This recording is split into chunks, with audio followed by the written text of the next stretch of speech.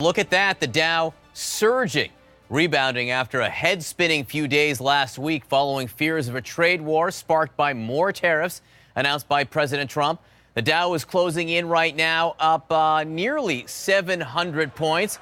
Depending on where it lands, it could be one of the biggest point gains on record. Let's get right to CNN's Allison Cossack at the New York Stock Exchange. Allison, the Dow had its worst week in 2 years just last week. So what gives? Why the turnaround?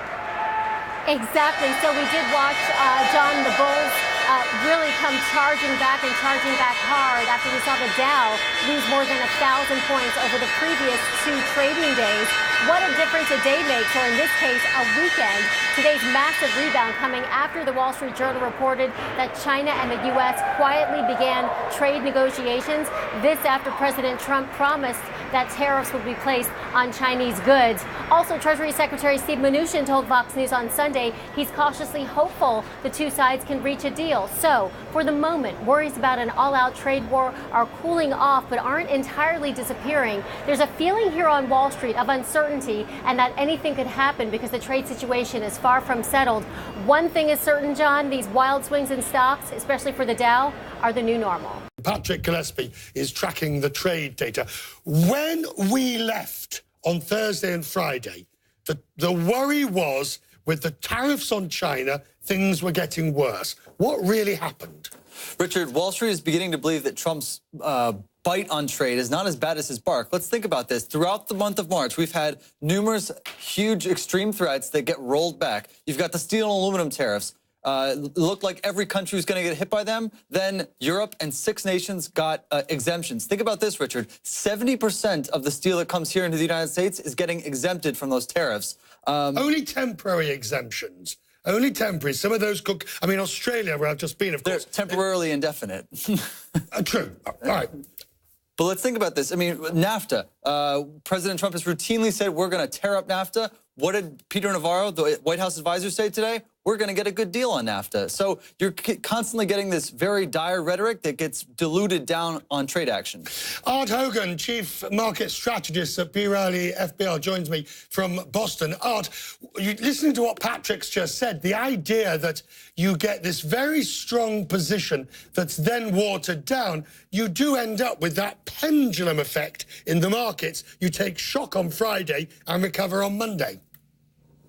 Yeah, you sure do, and it's interesting. You know, I think Patrick nailed it. You lead with your strong hand, right? Steel and aluminum tariffs on the world, and then you start carving out Canada, Mexico, and a host of other countries. Hoping the same thing is happening here with China. Very tough talk. $60 billion worth of Chinese goods. We're going to put tariffs on them, and now we're going to negotiate behind the scenes. And that's the best case result. If we can get to negotiations, nobody wants tariffs and nobody wants trade wars. China's not a free and fair trader, but we certainly don't want to start a trade war with them and have retaliation. So I think this would be best case scenario, and that's exactly why the market reacted the way it did on Friday and is bouncing back today. I mean, we're getting multiple, not just the markets, but you're getting Boeing, Starbucks, Nike. What do they all have in common? Their second biggest market is China, and they're all up 2% today. So it's not just only at the broader macro market level. It's also at the individual company level. Companies and their investors feel much more confident and eased about the possibility of no trade war. So, Art, when the president this morning tweets that the U.S. economy is in the best shape it's been in, corporations are in the best shape that they've been in, he is technically correct. Yeah, to an extent, when you think about it, they've got a lower corporate tax rate. They've got a pile of cash for the most part on most balance sheets, and you've got an economy that, both in the United States and all of the developed world, is in expansion. So I would agree with the fact that they're in a very good place right now. Both global economic growth is very strong. Earnings estimates for 2018 look very good. And as we look at the fundamental backdrop, that is correct. What could call that into question?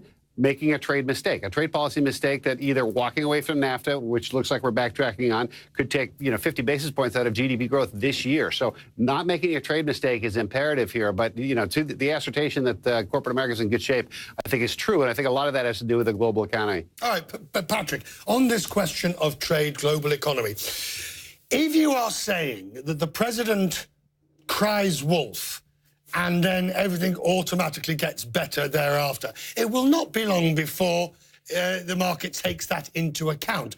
But he's losing some of his credibility on threats. I mean, what economists are saying is that as we get these trade actions that continue to be diluted down, I mean, he, again, threatened to terminate the South Korean trade agreement. What did we get today from South Korea? We have a new deal that economists say is, on paper, not particularly different than the one they originally negotiated 5 years ago. Patrick, let's see. Art, last one to you. The issue, look, in February, it was a torrid month when volatility was the story of the day. Now we're back in that position again. Whether we blame it, whether the blame is put at the White House or economics or North Korea, would you say to our viewers tonight that volatility remains the story for pretty much the rest of the year? I certainly think that's the case. I think the volatility, first and foremost, we didn't have any volatility in 17, so it feels a lot greater than it is. But I think that our concerns right now in a very good economy with a very strong fundamental backdrop is we're going to make a mistake either on monetary policy or trade policy. And we've come close on both those things, and we're watching that very closely.